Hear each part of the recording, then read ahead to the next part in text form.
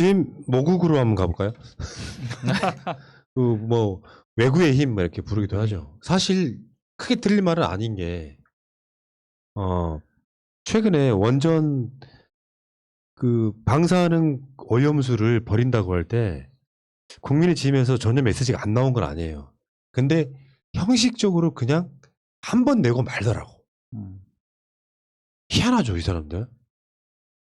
그러니까 그 저번에 그 한일 무역 전쟁의 프레임에 걸릴까봐 안 하기는 안 하는데, 그러니까 노골적으로 문재인 정부를 까지는 않는데, 그래서 방사능 오염수에 대해서는 비판 논평은 나오는데 그 후로 이걸 아예 안 다뤄요. 되게 특이하더라고 이 사람들. 아무튼 한일 외교부 장관이 첫 회담을 지금 했어요. 런던 시내 한 호텔에서 마주 앉아가지고. 근데 일본의 입장은 그런 거거든요. 미국의 바이든 행정부가 들어섬으로써 트럼프식으로 밀어붙이는 거 안 된다. 뭐 이렇게 막 하면서 북한 핵에 대해서는 굉장히 바이든한테 영향을 끼치려고 해요. 북한 핵을 없애기 전까지는 북한 뭐 제재 해제해 주면 안 돼. 요걸 지금 흐름을 주도하고 있는 거거든요. 대한민국은 지금 그런 느낌은 아닌 거지. 바이든한테 트럼프식으로 하지 말고 뭐 탑다운 뭐 이런 걸 떠나서 실질적인 조치를 취해주면서 비핵화의 프로세스를 진행하자 이런 거거든요. 이런 부분하고 또 이제 그 의제 중에 하나가 방사능 오염수 버리는 문제. 그리고 또 최근에 나온 뭐 징용 또는 위안부 할머니들 판결 나온 문제. 오래 묵혀 있는 현안들을 논의를 하는데 크게 달라지지 않더라고요. 이 모태기라고 하는. 이제 그 일본 외무상이 우리 정 장관한테 요구한 게 위안부 소송 문제 적절한 조치를 취해달라. 그리고 강제징용 소송 관련해서 일본 정부가 수용할 수 있는 해결책을 좀 제시해달라. 뭐 이런 얘기를 했다고 하는데 사실 뭐 이제 미래학자나 세계학자들이 21세기는 동북아시아의 시대다. 태평양에 있는 그래서 뭐 일본, 한국, 중국의 시대다 이렇게 말씀하시는 분들이 계시는데 그렇게 가지 못하는 이유가 결국은 일본이 과거사에 집착하고 과거사를 반성하지 않으니까 그런 거잖아요.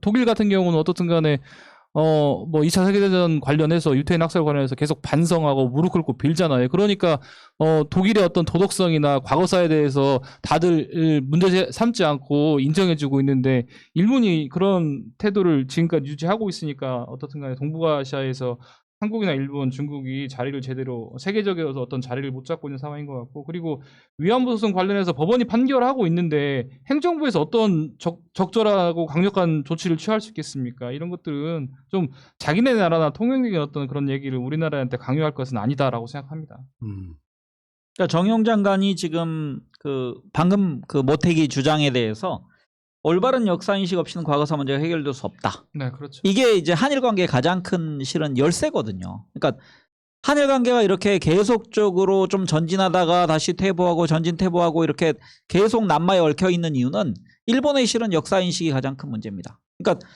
모든 그 실은 뭐 강제징용이든 강제노동이든 위안부든지 간에 일본이 그런 문제에 대해서 진심 어린 사과를 전제로 해야 되는데 아니 한국 법원에서 일본 국내법 그 관할을 넘어서서까지 이렇게 하면 어떡하냐 등등으로 이렇게 나오는 것은 잘못을 저지른 자들이 반성하지 않는 것처럼 보이는 거거든요. 그리고 실질적으로 우리가 그 일본 신일철에 대해서 배상하라고 하는 액수가 많지가 않아요.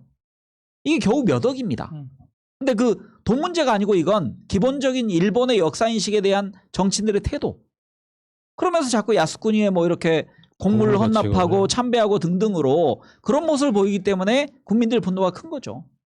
하지만 외교부 장관은 이 일이 협상하는 것이기 때문에 지금 정의용 장관은 어쨌든 일본 그 모태기 외교부 장관하고 현안에 관해 소통을 강화하겠다.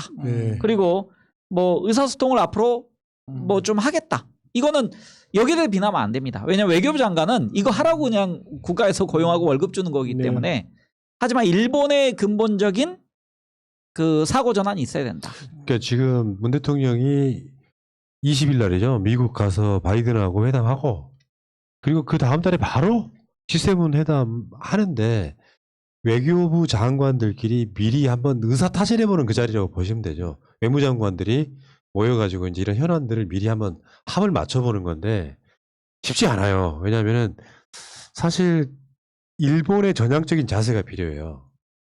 우리가 객관적으로 봤을 때 내가 한국 사람이어서 하는 말이 아니라 일본은 아직도 자기들이 세계 2인자라고 생각해요. 그러니까 중국도 인정하지 않습니다. 미국의 따까리 붙어가지고 사실상 미국의 대리인이라고 생각하는 이 마인드가 있어요. 그러니까 2019년에 무역전쟁이 일어났던 것도 그런 연장성에 가깝습니다. 중국 뭐 떼놈들, 한국 사람들 다 우리 다 밑에 있는 애들이라고 생각해요. 그 마인드를 갖고 있으면서 망한 부자가 옛날 생각만 하고 있는 그런 느낌이에요. 그러니까 감히 한국 따위한테 원전 방사능 오염수 알려줄 필요 있냐 이런 식으로 이야기하는 게 그런 마인드 때문에 그렇습니다. 그런데 일본은 자기들 스스로가 최소한 망해가는 국가라는 것을 인정해야 돼요. 그래서 방사능 오염수건 올림픽이건 사실은 주변 국가들이 안 도와주면 안 되거든요. 올림픽 개최하면서 지금 일본의 의사들은요, 한국 의사들 파견해달라고 난리치고 있어요. 보도에 잘 안 나오죠. 한국 의사들이 와서 도와줘야만 올림픽 치를 수 있다고 생각합니다. 근데 일본의 정치인, 특히 극우 정치인들은 계속 센 말 하면서 유니콜로 같은 짓을 하는 거예요. 국민적 감정을 막 건드려. 그게 어려운가요? 방사능 오염수 방류하면서 다른 국가들과 충분히 협의를 하겠다, 양해를 구하겠다라고 이야기를 하지도 않으면서 언제까지 방류하겠다 하면서 어떤 새끼는 한국이나 중국 따위에게 알릴 필요가 있냐 이렇게 말해버리면 주변 국가들이 그걸 어떻게 받아들입니까? 그러니까 우리 북한 같은 경우는 일본에 대해서 엄청 세게 논평이 나와버리잖아. 역사의 망고의 역적. 한민족에게 평생 걸림돌 되는 새끼들이라는 이야기가 나오잖아요. 이 마인드가 나는 그 부분에서 일본이 바뀌지 않는 한 이 나라는 망할 수밖에 없다. 그러니까 80년대 유명한 얘기 있죠. 일본 사람들은 자기를 바나나라 생각한다고. 왜 그럴까요? 겉은 노랗지만 우리는 속은 하얗다. 그래서 우리는 아시아인들과 다르다. 우리는 생활 수준도 백인이고 사고도 백인이고 너희 노란 애들과 놀 수 없다. 이게 일본 사람들의 사고였거든요. 근데 일본이 정말 미국 따까리로인데 그 지금 바이든 정부는 조금 북한에 대해서 태도가 트럼프 정부와는 조금 달라진 것 같습니다. 그래서 전에는 트럼프의 입장은 기본적으로 뭐였냐면은 북한이 비핵화해야 그 다음에 모든 게 그 진전이 된다라고 했지만 지금 북한에 대한 대북 정책을 만들고 있는 과정에서 상당히 우리 정부의 노력이 지금 좀 실효를 거둘 가능성이 크다고 생각하고요. 그 미국이 그 오바마 때와는 다른 전략적 인내라는 태도를 보이더라도 그때는 미국이 전략적 인내라면 우리나라가 이명박 박근혜 정권이었기 때문에 아무런 조치를 안 했지만 미국이 오히려 뒤로 빠져주고 우리나라가 북한에 대해서 인도적 지원 등을 먼저 시작하게 하는 그런 안이 먼저 나오지 않을까 이번 정상회담에서. 그래서 그러면서 미국은 그 고위층 레벨이 아니고 실무진 레벨에서 북미 협상을 개시하는 걸로 아마 그 계획이 잡히지 않을까 생각합니다. 예. 그러니까 일본이 아까 제가 말씀드린 것처럼 우리가 우리의 힘만으로는 이제 동북아시아에서 위치를 한국에 사실상 뺏기고 있는 중이거든요. 왜 바이든 정부가 문재인 대통령이 백신 이야기 미국은 그렇게 하면 안 된다고 하니까 거의 한 12시간 만에 백신 풀잖아요. 그거 간접적 영향 끼치는 거거든요. 어차피 그거 백신 유효기간도 있고. 잘 보세요. 6일 일본 코로나19 확진자 현황입니다. 신규 확진자가 4,071명이에요. 물론 일본이 우리보다 인구가 많은 건 사실이지만 그렇게 대비해도 인구가 2배 정도라고 해도 4,071명이에요. 누적 확진자가 61만 8천 명입니다. 일본이 지금까지. 누적 사망자가요 10,000명이 넘었습니다. 그러면 의료라고 하는 게, 이 체계라고 하는 게 무엇에 영향을 받을까요? 국가의 수준이라고 생각해요. 코로나 대응을 못해서 망해가고 있어. 백신 접종률도 OECD 국가 중에 꼴찌야. 한국보다 턱없이 낮아요 지금. 작년 7월 달에 백신을 확보했다고 했는데 한국보다 백신 접종률이 지금 점점 더 벌어질 거예요. 지금 2배, 3배 이상 차이가 나는데 그게 뭐예요? 선진국이 아님을 그냥 증빙해버리고 있는 거거든요. 이런 재난 상황에 일본이 한국보다 훨씬 못한 나라라는 걸 보여준 거예요. 아시는 분도 아시겠지만 일본 1년 전체 예산의 25%가 빚갚는 데 쓰인다니까요. 원리금 상환하는 데 쓰여요. 실제로는 복지나 사회 전반적인 인프라 등에 투자되는 돈은 사실상 별로 없는 상태로 가고 있는. 점점 더 벌어질 거예요. 이런 상황에 일본이 지금 이렇게 콧대 내세우면서 원전 뭐 오염수 위안부 문제 같은 걸 이딴 식으로 대할 수 있다는 거 며칠 안 남았습니다. 저 개인적으로 봤을 때는. 그 일본하고 무역 전쟁한다고 난리 쳤던 국민의 지금 국회의원들 이 상황을 알긴 하겠습니까?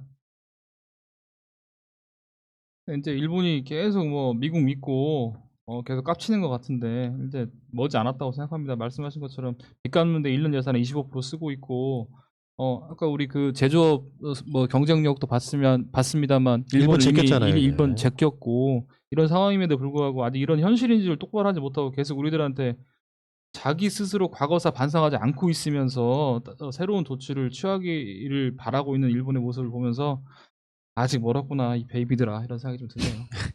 계속해서 이제 미국 편 들고 미국에서 미국 딸랑이 하면 자기들한테 뭔가 떡고물 떨어질 거라고 생각하고 있는데 바이든이 그런 말 했잖아요. 낙수 효과라는 게 없다라는 게 확인되었다.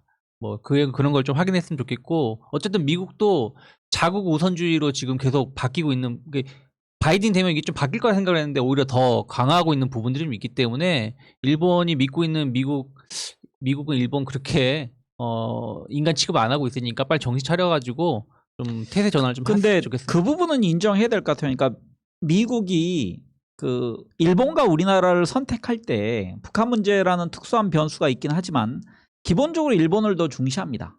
근데 우리가 미국과 더 친할 거라는 착각을 하고 있는데 그렇진 않고요. 현실적으로. 왜냐면은 미국이 중국을 억제하는 데 있어서 쿼드에서 미국, 일본, 인도, 호주기 때문에 우리나라는 거기에 가입을 지금 촉구하고 있거든요. 하지만 미국의 그 대외 외교의 우선순위는 우리보다 일본에 있다.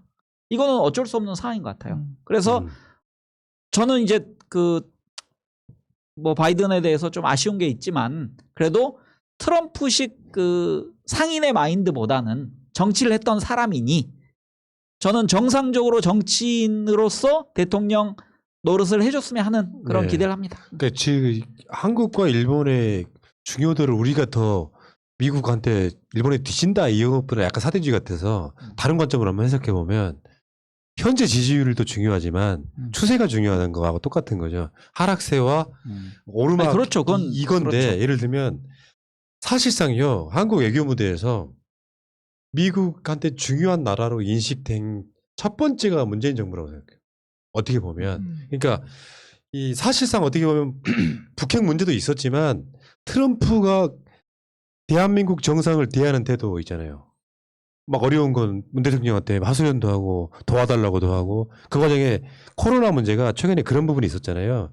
한국이 미국을 도와준 케이스가 특수조사기 이런 것들을 도와주면서 미국 자체가 어마어마한 확진자가 났을 때 한국 자체가 미국을 도와준 측면도 있고 막 여러 부분들이 있어가지고 실제로 기억들 하시겠지만 사드라든지 위안부 합의 같은 것들이 미국이 일본을 통해 가지고 한국을 부려먹기 위해서 일본이라고 하는 동네 건달을 이용해 먹은 사건이라면 지금은 거의 동등해지고 있다. 그러니까 스가를 가장 먼저 만났지만 그 다음 두 번째로 만난 정상이 문재인 대통령인 걸 보면 아직은 일본 밑에 조금 더 있다고 할지라도 금방 역전될 수밖에 없는 그렇죠. 위치에 놓여 있다. 전 그렇게 보는 그리고 거죠. 저는 이제 그 반론을 제기하면 저는 미국이 우리나라를 가장 중시했을 때는 DJ 때였다. 왜냐면은 한국이라는 나라가 정권 교체를 해. 그러면서 그 세계적인 그 인지도를 가지고 있는 김대중 대통령이 됐어. 그러면서 이제 그때 클린턴이 보였던 그 존경심. 근데 그 뒤에 이제 이명박 박근혜가 완전히 그 나락으로. 이명박은 가서 뭐 카트 운전까지 해주고 했지만 결국은 그냥 내가 종으로서 살겠다라고 얘기한 거거든요. 하지만 지금 우리나라 위상이 점점 이제 문재인 대통령 그 취임하면서 올라와서 한국의 목소리를 경청할 수밖에 없는 구조가 돼가고 있다라는 건 저도 공감합니다. 근데 이 부분 있잖아요. 스가가 바이든한테 햄버거 얻어먹은 걸로 끝났어. 아예 만찬도 안 했어. 그게 유일한 식사였는데 햄버거였단 말이에요. 이게 그냥 진짜 막 공무가 바쁘고 코로나 때문만이었을까. 바이든 입장에서는 어떻게든지 뭔가 공식적인 코로나 상황이라도 만찬 못합니까? 할 수 있는 거지. 그것이 바로 현실의 일본의 위치를 보여주는 측면도 저는 있다고 봐요. 진짜로 중요하게 생각하면 문 대통령한테는 햄버거는 안 내놓겠죠. 햄버거 내놔도 한정식. 쌤쌤인 거예요. 아니 그러니까 일본이 그 이제 90년대인가요 80년대 유명한 책이 뭐냐면은 노라고 말할 수 있는 일본이 돼야 실은 일본도 위상을 갖는 건데 일본은 미국의 외교의 우선순위이긴 하지만 노라고 말할 수 없는 구조를 가지고 있습니다. 근데 우리는 거기에 대해서 노라고 했던 대표적인 예가 방위비 분담 협상이라고 생각해요. 등등으로 우리는 자주적 목소리를 최대한 지금 낼 수 있고 또 앞으로도 내야 한다고 생각합니다. 미국에 대해서. 근데 완벽히는 못 낼 거고 현실적으로. 그건 힘들죠. 그러니까 일부 진보에 계시는 분들이 미국으로부터의 독립 이렇게 주장하는데 그건 주장으로 끝날 수밖에 없어요. 현실적으로는 그래서 문 대통령 같은 사람도 한미동맹 이야기를 공공연히 하는 할 이유가 수밖에 없죠. 실제로 우리가 미국을 등을 치고 그러니까 미국의 요구는 들어주되 할 말을 하는 정도까지는 올라온 거다 이렇게 보면 되죠. 이상과 현실은 구분해야죠. 자, 알겠습니다. 참 좋은 방송이었어. 오늘 이덕준 변호사가 분발해 주니까 방송이 너무 좋은데. 아유, 아닙니다. 춘변 덕분이네요. 아유, 무슨 말씀을 또 요구 좀 해야 되겠네요, 앞으로. 에이, 국민이즘 베이비들아. 재미있는 정치 시사 목요일 방송도